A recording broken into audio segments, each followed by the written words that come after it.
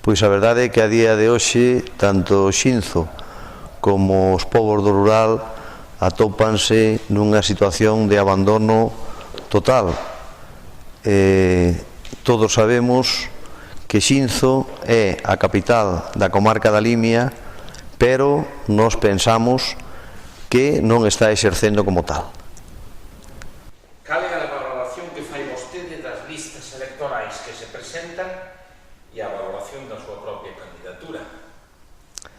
Non vou entrar a valorar ningunha candidatura personalmente, pero sí digo que moitas das candidaturas que están detrás os partidos políticos son aparatos que ao final o único que buscan é a renta, o resultado electoral.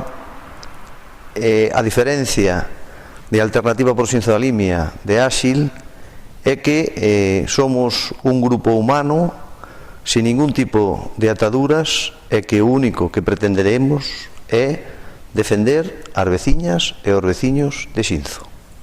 Podemos preguntar como xurde Áxil? Áxil xurde por a inquedanza de moitas veciños e veciños que se achegaron a nós, que nos foron animando, inculcando a que había que facer algo por a situación deste concello e, bueno, pois de aí o nacemento desta candidatura que nace por o alento de moitos veciños e veciñas. Vostede é un home eminentemente rural, eu digo rural porque vive no rural, traballa no rural e no sector primario prácticamente o 100% da súa actividade. Que medidas propón para o sector agrogandeiro e o rural que necesita Xinzo? Bueno, pois unha das medidas que propoñemos é a creación de un museo agrario. A historia dun antes e un despois na vila de Xinzo, nese museo, pode axudar incluso a dinamizar a vila, axudar xunto co Museo do Entroido a ser un atractivo a visitar a esta vila. Outra das problemáticas graves que ten hoxe o agro sería a creación dun centro de residuos agrarios.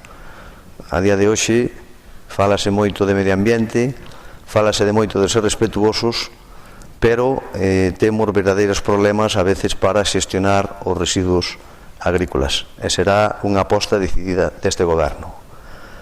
Teño que decir tamén que esta comarca é eminentemente agrícola, en todos os sitios hai unha festa gastronómica, un referente, e propoñemos que esa exaltación e esa divulgación da festa da pataca ten que ser unha pata fundamental.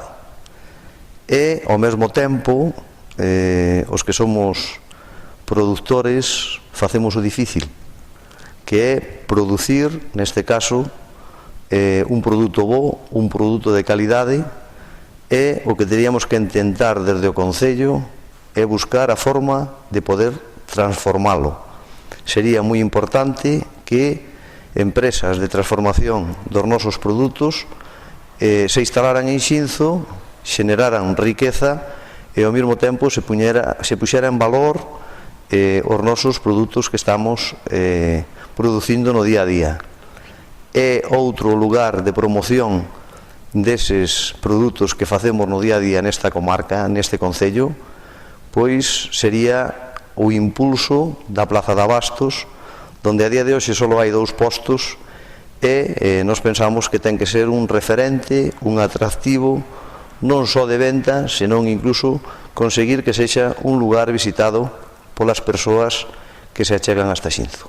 O polígono industrial ten que xogar un papel moi importante durante os próximos 4 anos de legislatura deste Concello. Xunto, neste caso, coa comarca agrícola máis importante de Galicia, ten que ser unha conxugación que permita esa transformación e esa creación de novos postos de traballo. O fundamental do asentamento da poboación é xenerar riqueza, estabilidade e postos de traballo. E lóxicamente, no rural hai que facer unha aposta decidida por dar calidade de vida aos veciños. Iso significa non crear unha gran macro residencia para a atención aos maiores, senón que os servicios sociales xoguen un papel importante dende o Concello. Axuda a domicilio, o comedor social, poder trasladalos aos centros médicos, que incluso as familias se liberen desas cargas que fai que o rural moitas veces quede solo e abandonado por non ter os servicios fundamentales dun concello. Un transporte local facilitaría moito que o rural xogue nas mesmas condicións que pode xogar alguén que vive na vila. E digo isto porque moitas veces non se pode desplazar a xente maior á vila a facer as compras, que é importante para os nosos comerciantes, ou a facer as súas cousas cotidianas, ir ao médico, os servicios básicos, e ao mesmo tempo os cativos, os nenos, que moitas veces non poden acudir ás actividades que se xeneran na vila e que con un transporte, lóxicamente, se está fixando esa poboación no rural. E o Concello creo que tamén ten que xogar un papel moi importante, donde nos propoñemos que o Concello sexa o impulsor dos proxectos de rehabilitación desas casas que están abandonadas, axudando de alguna maneira a que eso se manteña vivo, que a xente poida quedar ali e ao mesmo tempo estar xenerando traballo e riqueza, porque esas rehabilitacións permitirían que os sectores primarios e básicos, os autónomos, tiveran tamén traballo facendo esas rehabilitacións. E creo que ten que ser unha aposta decidida dende o propio Concello de Xinzo para que o rural se manteña vivo e con esperanzas de que non siga esmorecendo.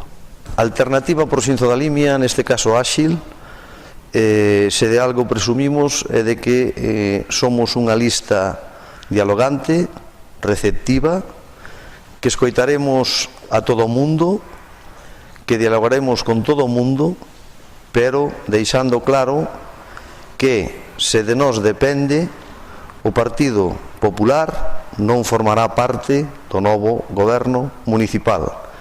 E repito que o Partido Popular non formará parte do goberno municipal se de nós depende. Pois eu diríalle